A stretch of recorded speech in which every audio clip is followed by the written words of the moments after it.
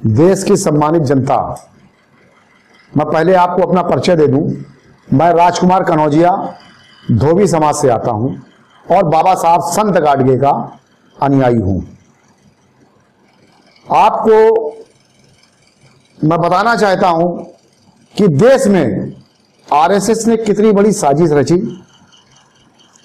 और देश को इस मुहाने पे लाके खड़ा कर दिया कि आने वाली सरकारें आप राजा हरिश्चंद्र की भी बना लेंगे तो भी इस महंगाई से, पड़ोसियों से संबंध सुधारने में उनको कम से कम 20 साल का समय लगेगा। उदाहरण के तौर पे मैं आपको बता दूं, जो 15 लाख रुपए का लालच देके भारत में बाहर से काला धन वापस लाने के नाम पर जो छोटी छोटी जातियों को भ्रामक प्रचार करके इन्होंने गुमराह किया था, उसका जीता जागता उदाहरण मैं चूंकि उत्तर प्रदेश में रहता हूं तो उत्तर प्रदेश योगी आदित्यनाथ की सरकार के कारनामे के द्वारा आपको बता देना चाहता हूं। जब तक शूद्र समाज में, दलित समाज ने विशेष तौर से धोबी समाज ने भारतीय जनता पार्टी की जिंदाबाद करने का काम किया, तब तक वो जूतों से मारा जाता रहा और उससे घर तक ठुकेगा और हत्याएं हो गई। जिस दिन से इसने विरोध का परचम लहराया तो ये अत्याचार आरएसएस ने बंद करवा दिया। इसमें प्रदेश के मुख्यमंत्री का कोई योगदान नहीं है, ये आरएसएस की सोची समझी साजिश के तहत हो रहा है। बैकवर्ड में, शूद्र समाज से जो बैकवर्ड बिरादरी के लोग आते हैं, जब तक ये भारतीय जनता पार्टी और आरएसएस की जिंदाबाद करती रही, राम मंदिर के नाम पे आंदोलन करती रही, तब तक ये मारी जाती रही। हत्याएं, बलात्कार, गांव में आग लगा देना, इनके पशुओं को जला देना, इसका जीता जागता उदाहरण है। जब बैकवर्ड जागरूक हुआ थोड़ा सा और इसने इस सरकार का विरोध करना शुरू किया, उसी दिन से इनके ऊपर अत्याचार बंद हो गया। अब बात आती है कि जब दलित बैकवर्ड अब नहीं मारा जा रहा है तो सरकार का विरोध क्यों? तो मैं आपको बता देना चाहता हूं, भारत एक ऐसा देश है जहां सारी जातियां मिलकर रहती हैं, सारी जातियों में भाईचारा है। ये तो आरएसएस की प्लानिंग थी कि भाईचारा खत्म किया जाए और आपस में सामंजस्य ना बैठने दिया जाए।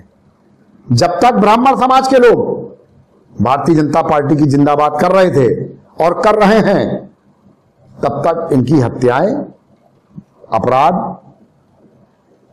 अत्याचार इनके ऊपर बढ़ गया है।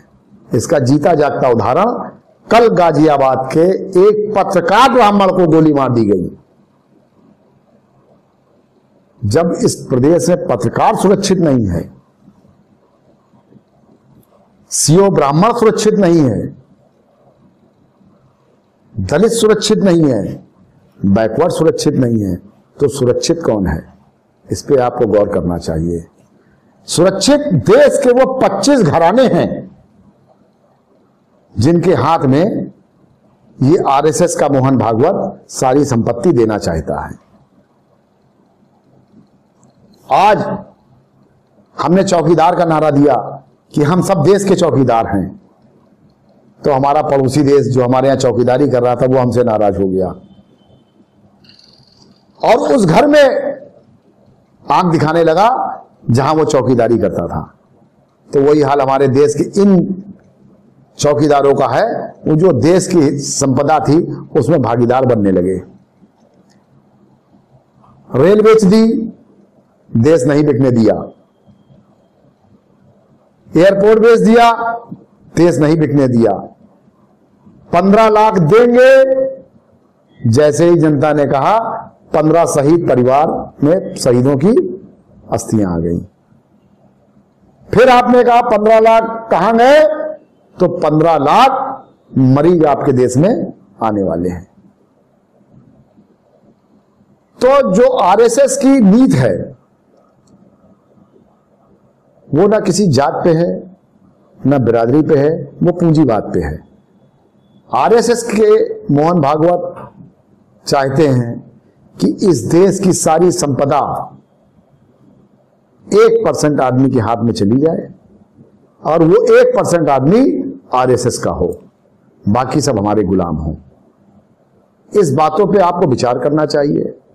साथियों, पार्टियां बनेंगी, बिगड़ेंगी, आएंगी और चली जाएंगी। प्रधानमंत्री आप बनाएंगे, कार्यकाल खत्म होगा, चला जाएगा, मगर देश की व्यवस्था अगर चली गई तो आप भी चले जाएंगे। इस पे ध्यान दीजिए और आरएसएस के इस कुचक्र को जनता के बीच में आप भी पहुंचाइए और जनता को जागरूक करने का काम करिए।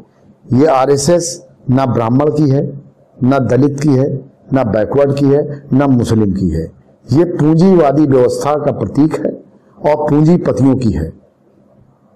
यही बातें कहने में आपके बीच में आया था। अगर मेरी बात में जरा भी आपको सच्चाई लग रही हो तो इस वीडियो को भी आप शेयर करिए और लोगों से चौराहे पे, घरों में, चाय की दुकानों में, पान की दुकानों में, चौपालों में, सब्जी मंडी में चर्चा करिए कि आरएसएस की गवर्नमेंट बनाने के बाद हमारे देश को क्या मिला और हमारे देश की जो जनता है, चाहे उसमें ठाकुर हो, लाला हो, पंडित हो, दलित हो, धोबी हो, चमार हो, पासी हो, कुर्मी हो, लोधी हो, उसको क्या मिला। यह चर्चा का विषय होना चाहिए देश की जनमानस में। बुजुर्गों की कहावत है कि अगर पड़ोसी आपका दोस्त नहीं है तो आप सुरक्षित नहीं हैं। यह बहुत पुरानी कहावत चली आ रही है कि सबसे पहले पड़ोस को आप अपना दोस्त बनाइए। पड़ोस आपका सुरक्षित, आप सुरक्षित। पड़ोस आपका दुश्मन तो आप खतरे में। इन्हीं बातों के साथ मैं अपनी बात खत्म करता हूं और मैं फिर निवेदन कर रहा हूं, अगर मेरी बात में जरा भी सच्चाई है तो इसको चर्चा का विषय बनाइए और मेरे वीडियो को जरूर शेयर करिए।